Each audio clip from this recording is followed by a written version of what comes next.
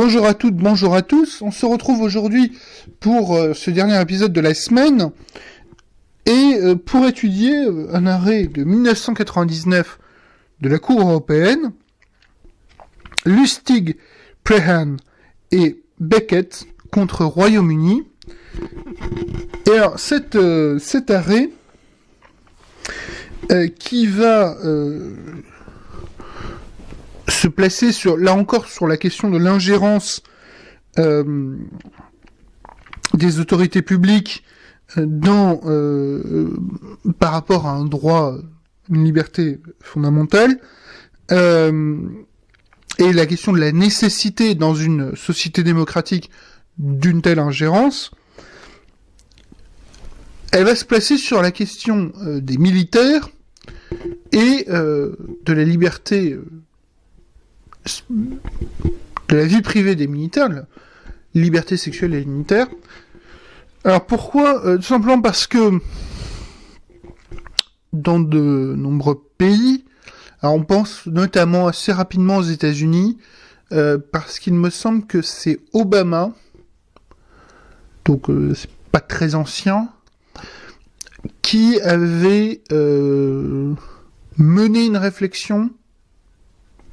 Je sais pas si ça allait beaucoup plus loin, mais il me semble mener une réflexion pour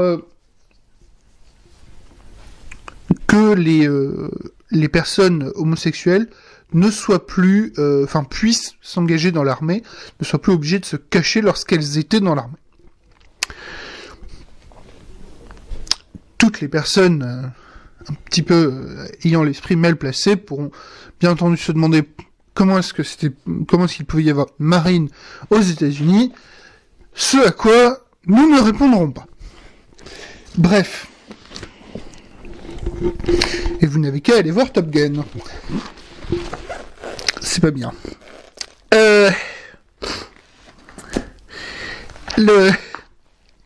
Qu'est-ce que rappelle la Cour ?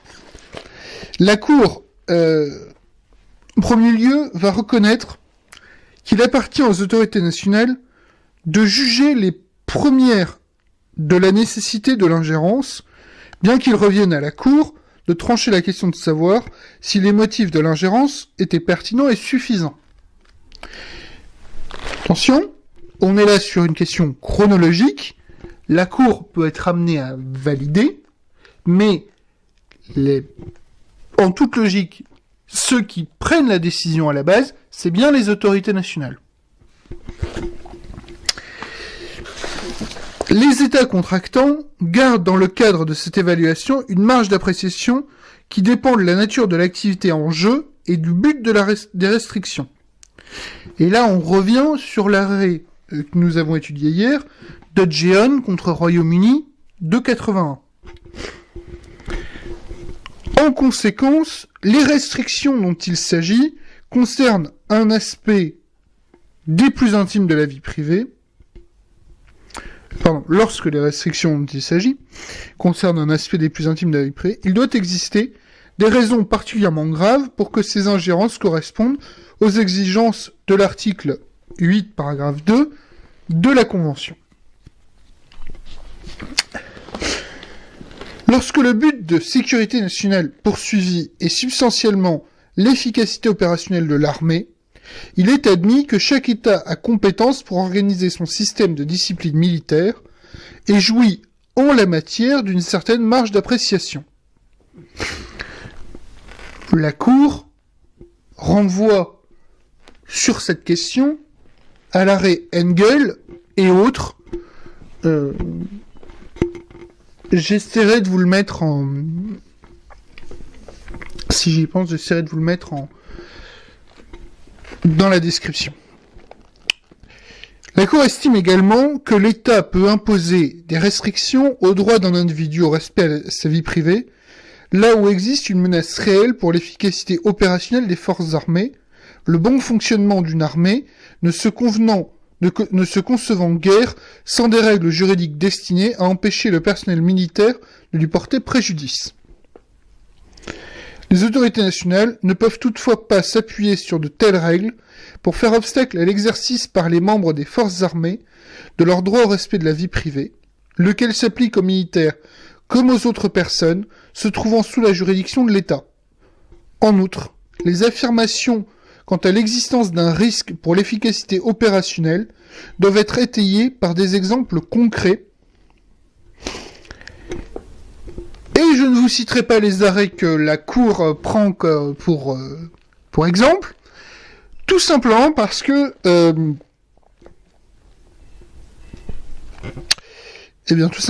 soit c'est du hollandais, soit c'est de l'allemand.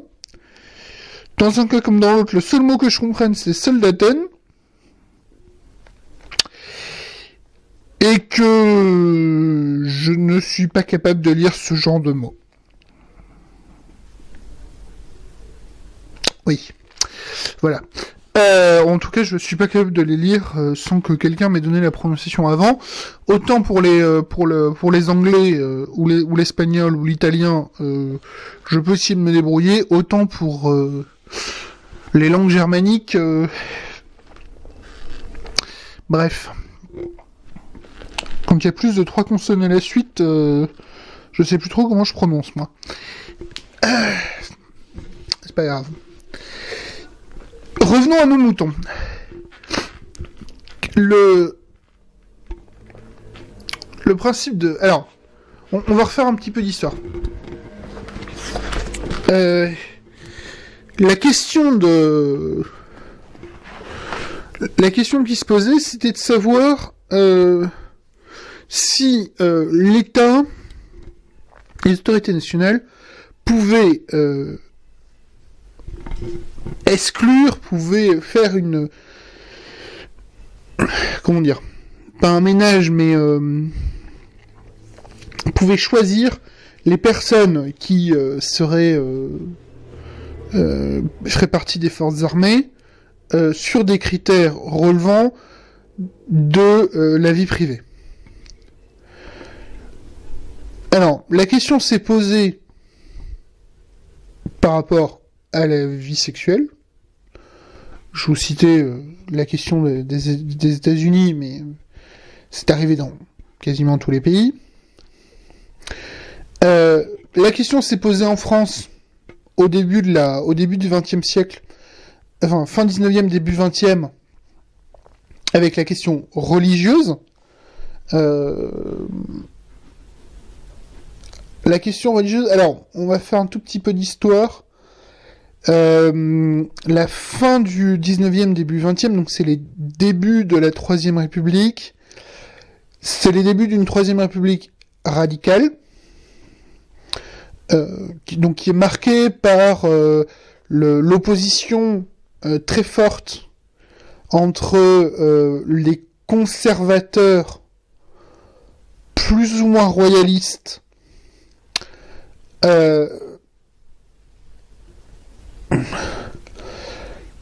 et généralement très catholiques, la droite française à l'époque, et d'un côté, et de l'autre côté avec des radicaux, donc des républicains radicaux. Ce qu'il faut imaginer, c'est qu'aujourd'hui, quand on parle du parti radical, on parle de... Bon, on parle globalement, le parti radical, c'est l'UDI et le parti radical de gauche. Donc, des forces politiques qui ne pèsent quasiment plus rien dans le jeu politique français, à peu de choses près. En tout cas, qui ne sont plus des partis leaders dans une coalition gouvernementale, soyons clairs. À l'époque du début de la Troisième, on est avant la scission entre les Valoisiens et les radicaux de gauche.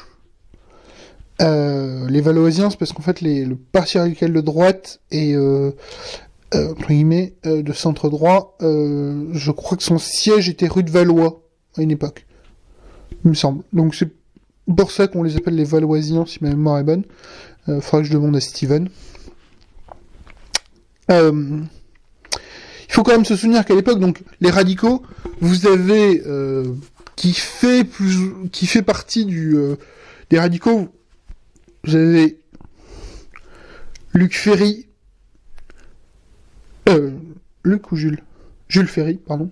Jules Ferry, vous avez Clémenceau,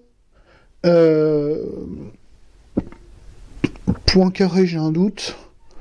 Enfin, vous avez parmi les personnes les plus importantes du jeu politique de la Troisième République, du début de la Troisième République, et le Parti socialiste français, et c'est des personnes qui sont vraiment à gauche. Alors qui vont progressivement se revenir au centre de la vie politique, pour une raison simple, c'est parce qu'en fait, vous allez avoir l'émergence d'un parti socialiste français, donc à leur gauche, qui va les pousser vers le centre.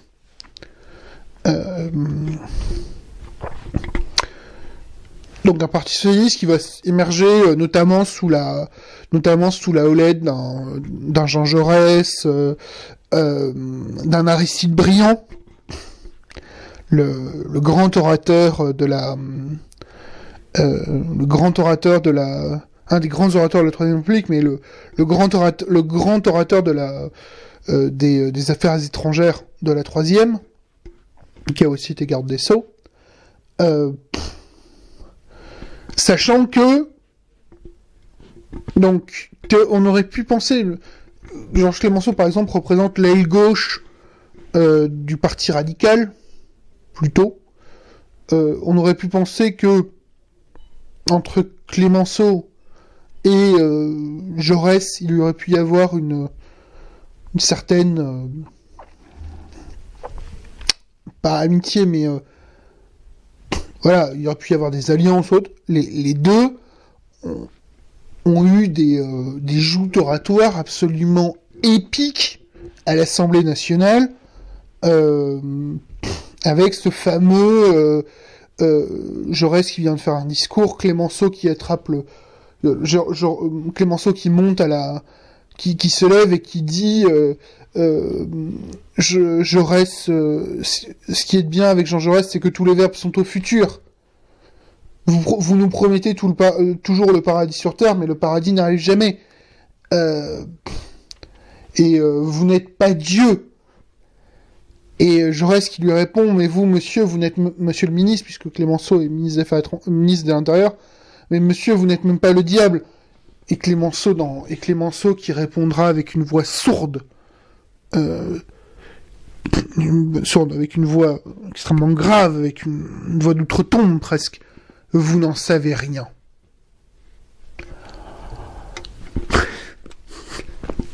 Bref. Personnellement, j'adore. Mais cette troisième République qui est marquée vraiment par cette opposition entre d'un côté une droite conservatrice catholique et de l'autre côté une gauche républicaine laïque anticléricale, elle va notamment se cristalliser autour de l'affaire des fiches. L'affaire des fiches, c'est quoi? C'est tout simplement le fait que les militaires, et notamment les officiers, ont été fichés. Alors, ce qui est rigoureusement interdit, hein. Cherchez pas, c'est pas possible. Enfin, c'est théoriquement pas possible. Donc, ont été fichés, et l'avancement s'est fait un petit peu au mérite, même si... bref. Et beaucoup... Enfin, c'est fait un peu au mérite, mais le mérite a souvent été contrebalancé du fait des opinions personnelles de l'impétrant, de l'officier, et notamment ses convictions religieuses. Et alors, si la personne avait le malheur d'être catholique, globalement, le type, son avancement a été très très ralenti. Et lorsque l'affaire des fiches éclate, l'affaire des fiches, elle éclate à la fin des années 1900, Donc, aux alentours de 1907-1908, il me semble. Il y a tout un pan de... Il y a beaucoup de militaires qui ont quitté l'armée, beaucoup d'officiers. Beaucoup d'officiers vont être rayés des cadres parce qu'on a considéré qu'ils ont imposé à leurs hommes de participer à des manifestations religieuses. Vous avez notamment le cas du gendre du général Boulanger. Le général Boulanger, le fameux général Boulanger, qui aurait pu renverser la troisième, qui aurait pu devenir président de la République, qui finalement ira mourir sur la tombe de sa maîtresse. Enfin, bref. Se suicider, je crois, sur la tombe de sa maîtresse. Et donc son gendre Henri Dunant, qui sera par la suite Henri Dunant, donc officier, qui va avec certains de ses hommes participer à une messe à la mémoire de leurs compagnons morts au combat, si ma mémoire est bonne. Les officiers, enfin la hiérarchie militaire va considérer que il avait imposé à ses hommes de le faire, donc il va être exclu de l'armée. Un petit peu avant l'explosion de l'affaire des fiches. Donc Dunant, qui sera par la suite député, qui par la suite reviendra dans l'armée pendant la guerre de 14 et mourra à Verdun, et je crois sera décoré à titre posthume pour alors sera décoré à titre posthume, son régiment sera décoré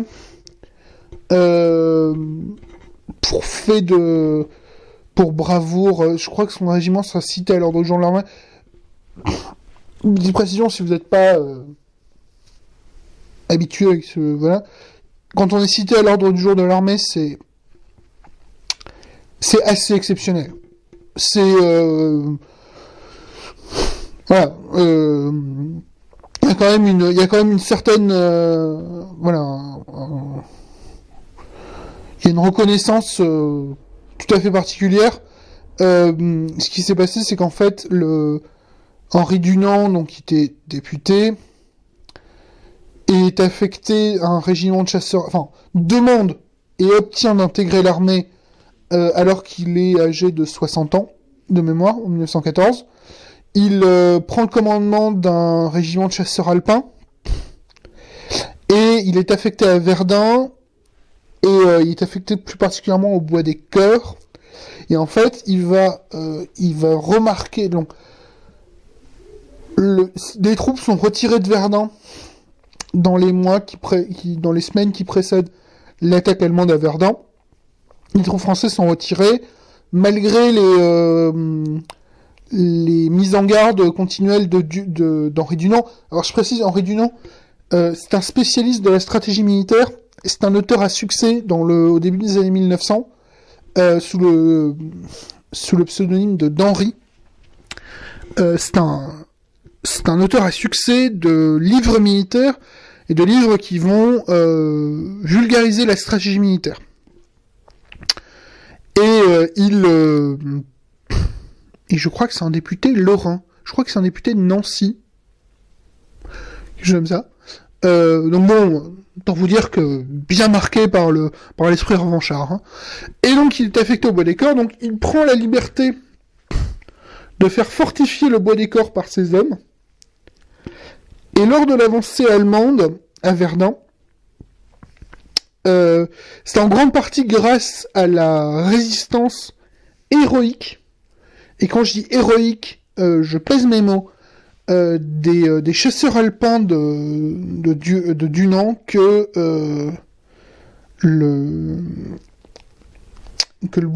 fait le Bois des Cœurs ne tombant pas, les troupes françaises vont pouvoir s'appuyer sur ce point de résistance pour constituer une défense de manière à repousser l'avancée allemande. donc en 1907. Ce qui amènera ensuite à cette fameuse boucherie de Verdun, qui, je crois, est la bataille la plus longue de l'histoire du monde. De l'histoire militaire, puisque la bataille de Verdun a duré plus d'1 an, si ma mémoire est bonne. J'irai vérifier si vous voulez. Bref. Et donc, voilà. Alors, j'ai encore fait une digression de l'espace. Je suis désolé. Je vais arrêter là l'épisode. Je vous remercie de m'avoir suivi. Je m'excuse encore pour mes digressions. Et je vous souhaite un bon dimanche, une bonne fin de journée. Et je vous dis à demain pour un nouvel épisode de l'arrêt du jour.